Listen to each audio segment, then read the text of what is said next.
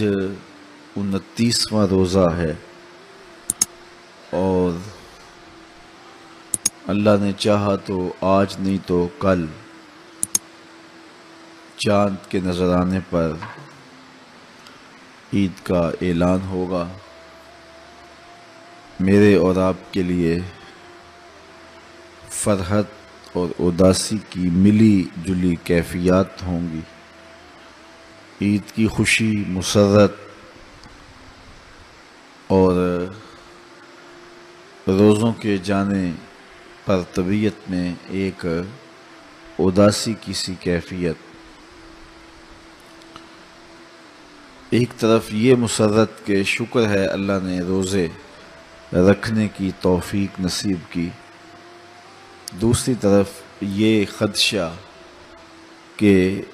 جس طرح کے ہمارے روزے ہیں پتہ نہیں قبول بھی ہوئے یا کہ نہیں۔ ماہ صیام کے لمحے جب اپنے اختتام کو چھو رہے ہوں تو ہماری یہ دعا، ہماری تمنا ہمارے لبوں پہ مچلنی چاہیے کہ مالک تو نے پورا ایک مہینہ ہمیں جن توفیقات سے مالا مال رکھا، پنجگانہ نمازوں کی توفیقات دی، تلاوت کلام مجید دن کے اجالوں میں اور رات کی تنہائیوں میں میسر رہی، اور امور خیر جو ہم بجا لاتے رہے تو نے ہمیں توفیق دی، تو کہیں ایسا نہ ہو کہ ماہ صیام کے گزرنے کے بعد ہمارے یہ معمولات، ہماری زندگی کا یہ خیر برا انداز ہم سے کہیں چھین نہ لیا جائے۔ تو کریم ہے، اگر ہمیں ہدایت دی ہے تو اس پر ہمیں مستقیم بھی رکھ۔ اور وہ بد نصیب لوگ ہوتے ہیں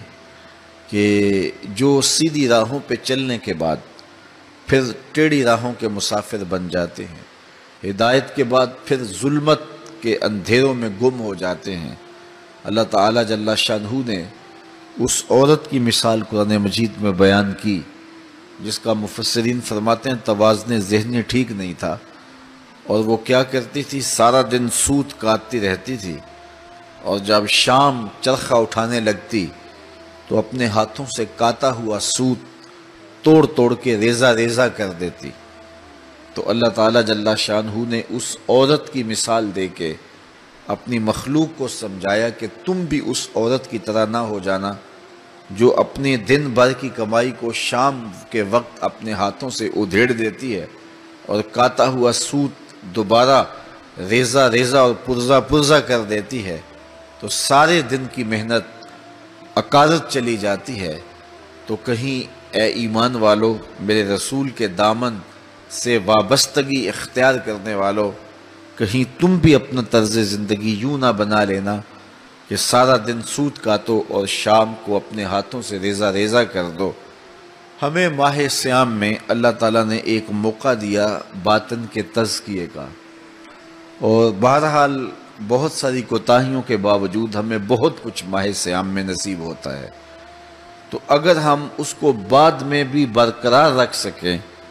تو پھر ہر سال کی لائی ہوئی تبدیلی چند سالوں کے بعد ہمیں ایک ایسا انسان بنا کے کھڑا کر دے گی جو رب کا مطلوب ہے اور جو دین کا تقاضا ہے۔ جو ہی ماہ صیام اپنے اختتام کی منزل کو پہنچتا ہے تو ایک دم جو ہے وہ بدی کا ماحول پھر پھیلنے لگ جاتا ہے۔ اس لیے جو ہے ہمیں اپنی کی ہوئی کمائی کو برباد نہیں کر دینا چاہیے، بلکہ اس محنت کی حفاظت کرنی چاہیے۔ حضرت عمر رضی اللہ تعالی عنہ عید کے دن رو رہے تھے،